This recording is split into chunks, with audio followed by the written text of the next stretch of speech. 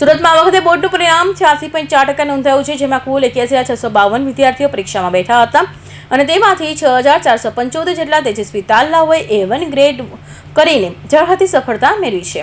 અને પરિણામ જાહેર થતાં જ અનેક પરિવારોમાં સંતાનોની સિદ્ધિ જોઈને હર્ષના આંસુ રોકી શક્યા ન હતા. ત્યારે આજે સુરતમાં પીપી સવાણી સ્કૂલમાં A1માં 482 વિદ્યાર્થીઓએ બાજી મારી છે. સુરતમાં ધોરણ 10નું પરિણામ જાહેર થતાની સાથે શાળાઓમાં ભારે ઉત્સાહ જોવા મળ્યો હતો. પરીક્ષાનું પરિણામ જાહેર થતાં જ શાળાઓમાં ક્યાંક ખુશી તો ક્યાંક લાગણીસભર દ્રશ્યો જોવા મળ્યા હતા. એક તરફ ઝળહળતી સફળતા મેળવી તમામ વિદ્યાર્થીઓ શાળાના પંટાગણમાં ગરબાની રમઝટ બોલાવતા જોવા મળ્યા હતા. સુરતમાં પીપી સવાણી સ્કૂલમાં A1માં 482 અને A2માં 872 વિદ્યાર્થીઓ બાજી મારતા શાળાનું પરિણામ ખૂબ જ સારું આવ્યું છે.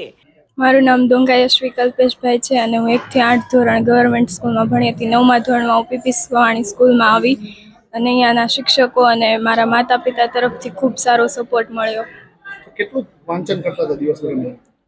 દિવસના સ્કૂલેથી કદાચ 5 વાગે ઘરે જાય અને પછી વાંચવાનું જ હોય.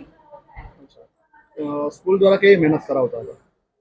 ડાઉટ સોલ્યુશનનું અહીંયા આ મેથડ બહુ સારી. તમે 12 વાગે કોલ કરો કે ગમે ત્યારે કોલ કરો, તમને એમ ક્યારેય ના કહે કે કાલે મળજે અથવા ગમે ત્યારે કોલ કરજે. એમ ત્યારે ને ત્યારે તમે પૂછો ત્યારે ને ત્યારે જવાબ મળી જાય. સફળતાનો શ્રેય કોને આપશો? મારા શિક્ષકો અને માતા પિતાને. શું બનવા માંગો છો? એન્જિનિયર. વિદ્યાર્થીઓએ આખું વર્ષ કરેલી સખત મહેનતનું મીઠું ફળ મળતા કેટલાક વિદ્યાર્થીઓને વાલીઓ ભાવુક થઈ ગયા હતા. પરિણામ જોતા તેમની આંખોમાં હર્ષના આંસુ વહેવા લાગ્યા હતા. તેમના વર્ષભરના પરિશ્રમ અને સંઘર્ષની સાક્ષી પૂરતા હતા.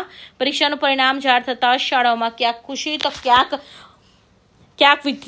લાગણીસભર દ્રશ્યો જોવા મળ્યા હતા. વિદ્યાર્થીઓએ ભવ્ય સફળતા મેળવી છે તો પોતાની આ સિદ્ધિનો શ્રેય માતા પિતાના સપના અને શિક્ષકોની મહેનતને ગણાવ્યો છે. Bureau report, Hind TV news, Surat.